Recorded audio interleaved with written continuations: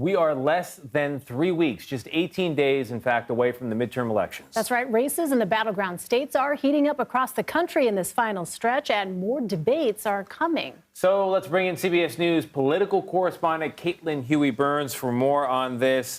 So there are more debates next week, but let's talk about the ones that have already occurred. What stood out to you, both in terms of drama and fireworks, as well as the substantive policy debates? Yeah, hey, Tony. Well, it is certainly crunch time. And a couple of things have stood out to me about debates this time around. The biggest question that we have, of course, about debates is, do they really matter? Do voters really care? Does it actually move the needle? And I think one instance that we saw this cycle that shows that it could potentially make a difference is this debate that we saw last week in Georgia. This was a much watched debate between Herschel Walker, who of course is under a lot of scrutiny for the controversy surrounding the reports that he had paid for an ex-girlfriend's abortion, even though he has a policy stance that is very conservative on the issue of abortion access, going against Reverend Raphael Warnock, who of course is the Democratic incumbent. In that debate, because of all the controversy surrounding Walker, Republicans were rallying to his side, but they really were kind of looking for something to kind of hang on to and say, you know, okay, he's okay. We're going to be able to kind of keep supporting him and give us a little bit of an open door to keep supporting him. And after that debate, we did see a lot of Republicans kind of rally around him, saying that, you know, even with all this controversy, he did okay in the debate. Now, he set a very low bar for himself.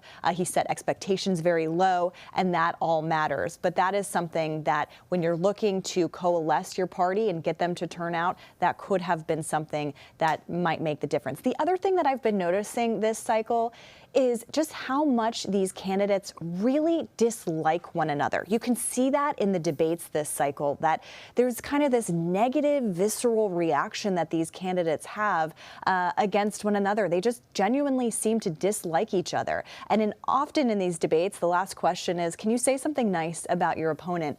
And in Wisconsin last week, the candidates were asked, and Ron Johnson, the Republican incumbent, took the opportunity to take a dig at his challenger, Mandela Barnes. And so that kind of goes to show you just how kind of polarized these events have become, and that kind of reaction you're seeing on the debate stage. Yeah, you have to wonder about what effect long-term that kind of negativity has, you know, on voters who are watching that or people who hear about that, but also more broadly on our political discourse. But that's another conversation, because in the meantime, we are gearing up for several important debates next week, including out of key battleground states. Talk to us about what to expect there and what impact they potentially could have at the polls.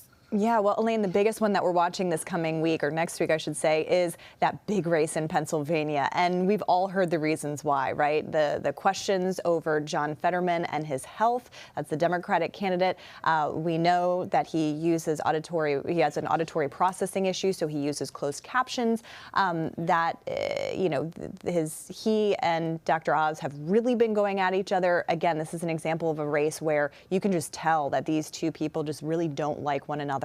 And this is also a place where, you know, Oz has tried to kind of use his celebrity and name recognition to be able to kind of get to this position. But again, Republicans are kind of looking at this. Can he kind of go the distance here? Is that enough? And what does he look like in this type of setting, given that he, you know, hasn't done this before? So there's a lot of pressure on both candidates here in this race that is very, very close and could determine the balance of power in the Senate.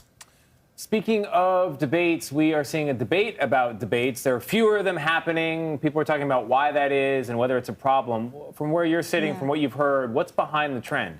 Yeah, Tony, it's a really interesting dynamic because candidates are really seeking out other venues to talk to voters and to talk to voters who are already with them. We're seeing a lot of candidates decline to engage in debates with their opponents and seeking friendlier audiences, seeking friendlier outlets. And we're seeing that on both sides. I mean, largely we've seen Republicans really stick to kind of their silos, but we're also seeing, candidates like Katie Hobbs in Arizona refusing to debate Kari Lake on the grounds that Kari Lake has denied, is claiming false things about the 2020 election. So she's arguing that, look, we're not on the same plane here. But still, we are seeing kind of, debates used to be something that happened pretty frequently in these kinds of races, 3, 4, 5 kind of debates. And, maybe in some of these you're getting 1 or 2. Pennsylvania is a good example. You're just getting 1. And I think the biggest kind of takeaway here is that candidates are not necessarily seeing the return, or at least in terms of strategy, seeing the return on the investment in going to that debate. And I would argue that it's a loss to voters, right? I mean, this is a chance to see them kind of unvarnished, without the messaging of ads and a kind of friendly environment, and to kind of see, answer direct questions and debate, which is what you do in the U.S. Senate, for example, or what you used to do.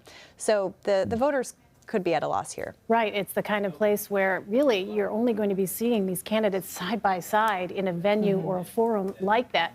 And for voters who want to kind of educate themselves, maybe haven't heard about the other candidate, it's an opportunity to learn about those other candidates. All right. Well, Caitlin Huey-Burns in Washington for us. Caitlin, thank you very much. Thanks. Good to see you.